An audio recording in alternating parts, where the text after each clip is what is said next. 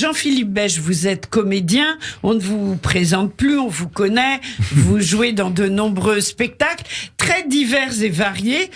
Pourquoi ce spectacle et comment avez-vous rencontré Erwan ? Erwan, on s'est rencontrés sur Arthur, en fait, je l'ai engagé sur le roi Arthur. Et c'était ce formidable spectacle de cap et d'épée que vous avez joué à la cartoucherie de Vincennes et que j'ai beaucoup aimé. Théâtre de l'épée de bois. Et Erwan donc jouait le chevalier à Gravin. Et puis il y a eu le Covid est arrivé, les tournées ont été annulées. Et pendant le confinement, Erwan m'envoie un superbe texte et me propose une coécriture, en fait un échange de lettres. Et puis je m'aperçois en les lisant et très vite, en fait, on est parti sur le fait qu'il faut que ce soit lui qui écrive le spectacle, parce que c'est une histoire très personnelle et qui m'a profondément touché. Et qui touche vraiment. Et il fallait donc qu'il soit l'auteur de ce spectacle, parce que c'est sa mémoire. Et donc je lui dis non, tu sais quoi, voilà, non seulement tu l'écris parce que c'est mieux, voilà, mais en plus tu vas le mettre en scène. Voilà, c'est ton bébé et moi je l'accompagne avec la compagnie du Ramoudeur. Voilà. Alors Erwan Sheinok Zamor, je redonne votre nom. C'est comme ça qu'on prononce. Oui, Sheinok, c'est ça. Voilà. SZ à la SZJ. Bon, vous parlez yiddish, non ? Oui, voilà. Donc je sais le dire. Donc Erwan, si je vous demande de résumer le contenu, mais sans tout dévoiler, je pense que vous le ferez beaucoup mieux que moi. Oui, alors c'est parti. De quoi s'agit-il ? Il s'agit de deux hommes qui ne se sont pas vus depuis plus de 40 ans, à savoir un père et son fils, brouillés lors de 2 lettres, lors de l'échange de 2 lettres. C'est un petit peu mon histoire avec mon père, sauf que bon, je le vois encore. Et le jour de la mort du père, un notaire contacte le fils pour lui dire qu'il a le devoir d'aller veiller le corps de son père et de découvrir les mémoires de son père. Lors de cette veillée funèbre, beaucoup de choses se passent avec les mots, avec les mots écrits, ces mots revivent ce soir-là, et le fils découvre un petit peu l'histoire de son père, pourquoi il n'a pas vraiment eu de père, pourquoi son père était absent, et petit à petit un tikkun se crée, à savoir une résilience commune, et le père apprend des choses à son fils qui comprend son histoire, de lui-même, de son identité, et de celle de son père. Et voilà, je n'en dis pas plus. Alors, c'est vrai que c'est l'histoire, le thème principal. En tous les cas, la façon dont je l'ai ressenti, c'est que c'est l'histoire d'une non-transmission. Exactement. Et d'une découverte, ensuite, tardive, évidemment, puisque ça se fait au moment du décès du père, ce qui est à la fois pour vous autobiographique et pas. Tout à fait. C'est inspiré sur la vie de mon grand-père. Et mélangé avec mon histoire que j'ai pu avoir avec mon père, moi, d'un autre côté. Heureusement, est avec nous. Est avec nous. J'ai mélangé 2 choses différentes, mais dans le même contenu. Oui. Et pourquoi c'est un thème qui vous touche particulièrement ? C'est un héritage que j'ai reçu depuis petit. Je faisais du rap très jeune, et dès 10 ans, dans mes paroles, les paroles que j'avais écrites, il y avait encore un Polonais juif qui s'est fait assassiner et personne n'a bougé. Enfin, il y avait toujours ce rapport à l'identité. Ah oui, quand même. C'est présent depuis tout petit. Et ma mère le transporte aussi, ma tante aussi, mon oncle aussi. C'est un héritage. Ouais. Mais grâce à la pièce, peut-être que les choses vont un peu changer, parce que vous l'exprimez. D'ailleurs, je voulais dire qu'il n'y a pas que la pièce, il y a également le livre. Tout à fait, édité chez l'Harmattan. Voilà, donc le livre qui s'appelle « Mon fils », donc de Erwan Sheinok Zamor, et qui reprend donc cette pièce. Alors, Jean-Philippe Bèche, quel est votre rôle dans la pièce ? Racontez-nous. En fait, au départ, quand Erwan m'a envoyé le texte, je dis donc en fait, je vais jouer le père, c'est normal, et il a pensé à moi, et puis il me dit non, pas du tout, tu vas jouer le fils. Je dis attends, je comprends rien. Il dit, tu vas comprendre. Et puis effectivement, parce que voilà, je joue donc le fils, puisque le père à l'apparence, en fait, ils se sont brouillés depuis 40 ans, et le gamin, il avait 17 ans. Mais moi, en fait, ce qui m'a Moi, j'ai une enfance, on en a déjà parlé ici, oui. J'ai une enfance Walt Disney, ce qui fait que moi, Qu'est-ce que vous appelez une enfance Walt Disney, quand même? C'est-à-dire que j'ai un papa magnifique, instituteur, écrivain. Si je pose le décor, c'est un petit village de France avec des platanes, une école magique, il fait beau, ma maman, les années 60, vous voyez, et toute la vie insouciante, c'est magnifique. Ils s'aiment, ils s'adorent, et voilà. Moi, j'ai eu aucun rapport de conflit, ni de brisure, ni de choses dures à porter. Et je découvre le monde quand on me projette Nuit et brouillard. Ah oui. Le film de René. Oui. Et là, je comprends. Qu'on passait beaucoup dans les lycées. Années 60-70. Exactement. Et là, d'un seul coup, je prends une énorme claque, pardon pour l'expression, dans la gueule. Et là, d'un seul coup, je comprends ce que peut être le monde. Et voilà, j'étais vraiment un gamin tellement dans autre chose, dans un monde idéal. Et là, pour revenir au rapport père-fils, moi, ça a été tellement magnifique et formidable. Je ne peux pas concevoir que des gamins n'ont pas eu leur papa pour se construire. Et souvent, j'ai dit à Erwan, chapeau, parce que comment tu as fait pour te construire? Moi, j'ai tout eu, et toi, t'as eu un manque, et pourtant, t'es un garçon solide, bien charpenté, construit, dans ta tête, etc. et tout, donc, respect, bravo. Donc ça m'a énormément touché. Ça me prend aux tripes, quoi. Mais parfois, justement, d'un tel problème, on peut se construire. Oui. À partir de là, on peut...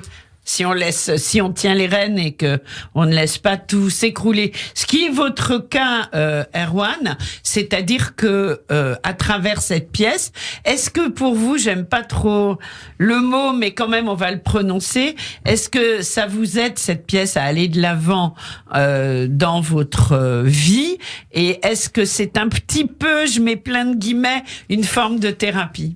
Alors, j'ai pas assez de recul pour le savoir actuellement, et je pense que je pourrais en reparler dans 6 mois, dans un an. Ça a quand même commencé depuis un mois, non? Oui, et puis l'écriture depuis un an. Mais oui, depuis un an, donc. J'ai pas assez de recul pour pouvoir répondre à cette question, en fait. Et est-ce que c'est la pandémie, cette période tellement bizarre qu'on a tous vécu avec le confinement, est-ce que c'est cette période qui a fait que vous vous êtes dit, bon, ça suffit, je m'assois, j'écris? Oui, puis je voulais déjà écrire sur le sujet il y a très longtemps, parce que je suis psychologue, j'ai fait des études de psycho, j'ai fait de la recherche. À un moment donné, je voulais écrire sur les répercussions transgénérationnelles. Or, beaucoup de choses avaient été écrites, et puis j'ai pas trouvé l'axe et le prisme. Par le théâtre, j'avais besoin d'écrire dans tous les cas. Cette histoire, fallait qu'elle sorte à un moment ou un autre. Et elle est sortie à travers le théâtre, et effectivement, pendant le confinement, où j'étais face à moi-même et à ma solitude. Sûr. Et comment est-ce que votre famille a pris les choses? Très bien. Elles m'ont parlé aussi de réparation, elles également. Et à chaque fois qu'on joue cette pièce, pour moi, s'il y a quelque part, il y a une réparation. Il y a les personnages présents dans cette pièce qui sont partis trop tôt, car partis dans les camps, revivre l'instant d'une heure ou d'une lecture à travers cette pièce. D'ailleurs, pendant la pièce, on voit les photos des membres qui sont partis, et ça les fait exister malgré tout. À un moment donné, ils sont là pendant 1 heure, pendant 10 secondes, pendant la projection, mais ils sont là, ils sont présents comme des fantômes. Comme ces fantômes qui ont été là pour m'aider à écrire aussi, parce que pour moi, j'ai eu une forme d'écriture automatique. Ah oui, carrément. Enfin, c'est comme ça que je l'ai ressenti. Je sais que je suis parti dans des tunnels d'écriture, qu'en fait, et ça s'arrêtait pas. Ça s'arrêtait pas parce que vous le portiez en vous, ce projet, peut-être depuis longtemps. C'est ça. Et vous n'avez eu qu'à vous asseoir, prendre un stylo, et c'est parti tout seul. Quasiment. Et c'est comme ça que vous l'avez ressenti aussi, Jean-Philippe? Mais complètement. C'est. Mais souvent, en plus, on échangeait des textos, et on disait c'est les étoiles qui parlent, qui nous parlent. Voilà, nos ancêtres. Voilà, parce qu'après il y a aussi on a échangé sur des choses un peu communes. Et voilà. Donc je suis intimement persuadé. Voilà. Alors, c'est une pièce très forte. Seul, oui, c'est sûr. C'est une pièce très, très forte. Et en fait, qui touche un peu toutes les générations. Et je trouve qu'il touche un peu à l'universel. Enfin, pas un peu, beaucoup. Parce que il y a finalement pas besoin d'être juif, pas besoin d'avoir vécu la Shoah. Ça peut être d'autres thématiques. Et la non-transmission, c'est quand même un concept... je dirais pas généralisé, mais fréquent dans de nombreuses familles. Donc, en fin de compte, tout le monde peut se sentir touché. Ceci dit, dans la pièce, vous parlez beaucoup des rites de deuil, des traditions juives. Est-ce que dans la réalité, Erwan, dans votre vie quotidienne, vous respectez certains rites, certaines traditions, où vous avez dû faire de vraies recherches? Parce que moi, ça m'a paru impeccable, ce que vous faisiez au niveau des... Ah ben c'est gentil. Sans juger, ou voilà, ça m'a paru naturel, voilà. Eh bien, il y a une part des deux. J'ai eu un substitut paternel qui était mon oncle, qui était un petit peu une forme de mystique, voilà, qui était un petit peu barré, pardon du terme. Donc, on échangeait beaucoup spirituellement parlant. Donc, moi, je ne suis pas pratiquant. Je suis pas chômeur, par exemple. J'ai une pratique entre traditionnaliste et plutôt. Voilà, vous êtes traditionnaliste, voilà. Traditionnaliste et un petit peu moderne. Et voilà, donc mais j'ai effectivement un bagage culturel que j'ai acquis et j'ai fait des recherches par moi-même également pour former mon identité. Alors, Jean-Philippe Beige, qu'est-ce que ça représente pour vous de jouer ce rôle? Moi, c'est hyper fort. Enfin, dès que le spectacle commence, je pars dans un univers. Il y a qu'à dérouler le texte et le spectacle. C'est incroyable parce que, en fait, ça me semble naturel. Mais c'est ce qu'on a, c'est ce qu'on ressent. Et de transmettre ça me semble naturel de raconter ça et de le transmettre.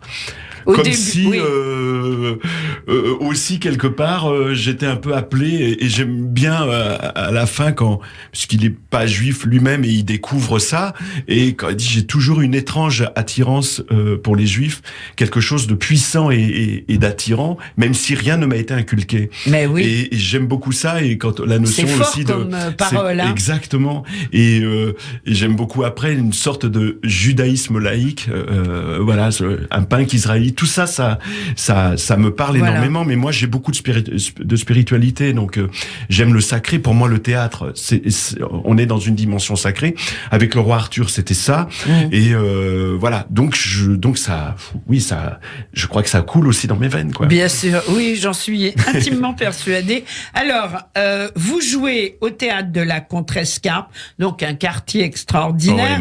5 rue Blainville dans le 5e, donc c'est métro, Monge, où on vient à pied en Cardinal Lemoine, Lemoine, etc. C'est en plein cœur de Paris. Alors, on peut prendre ses places, je le dis parce que c'est important, sur théâtredelacontrescarpe.fr et au téléphone suivant 01 42 01 81 88 01 42 01 81 88. Jusqu'à quand jouez-vous? On joue jusqu'au 25 juin et je vais faire quelque chose je vais faire une petite surprise pour les auditeurs. Si vous rentrez le mot de passe Tikkun lors de la réservation, vous aurez une place à 17 € au lieu de 32. Voilà. Ah bah ça vaut le coup. Ça vaut le coup. Tikkun, T-I-K-O-U-N. Tout à fait. Voilà, et on prend ses billets sur Internet, donc, pour Mon fils au théâtre de la Contrescarpe. Alors, il y a de la musique aussi dans le... Oui, tout à fait. Il y a de la clarinette. Oui.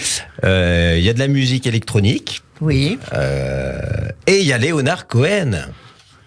Ouais, vous l'aimez beaucoup dans la dans la vie et sur scène. Et sur scène, et la chanson qu'on utilise dans la pièce a énormément de sens, car au départ de la pièce, on entend Iné Inéni, c'est l'arrivée du père, et à la fin, le père s'en va sur Iné Inéni, I'm ready my lord, et le père s'en va dans le monde d'après.